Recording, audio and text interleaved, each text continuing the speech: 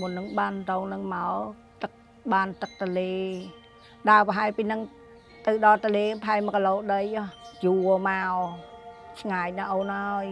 ឥឡូវថ្ងៃណាបានកង់ទៅក៏ធូរទៅថ្ងៃណាកង់កូនទៅរៀនទៅក៏ខ្ញុំទៅដងថាដៃដើរនឹងជើងទៅគូខោអាវគូអីហ្នឹងទៅមុជទឹកនឹងទលេហ្នឹងវាហត់ថ្ងៃណាដល់ពេលហត់ទៅក៏អត់បានទៅដងទៅថ្ងៃណាអត់បានទៅដងអញ្ចឹងទៅក៏អត់មានទឹកប្រើប្រាស់ដែរហើយក៏ដល់ពីបានដងនេះមកថាខ្ញុំអូយអូ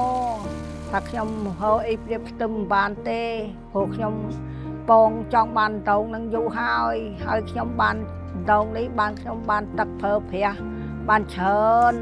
ផឹកក៏បានផឹកដែរគូខោអាវហើយនឹងដាំដំណាំអីក៏បានស្រូចខ្ញុំ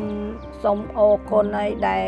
បានអ្នកជំនួយជួយឲ្យខ្ញុំបានទៅប្រើប្រាស់នេះឲ្យបានអាយុវែងឲ្យមានសេចក្តីសុខទៅណាឲ្យមានស្រុកសុខសប្បាយ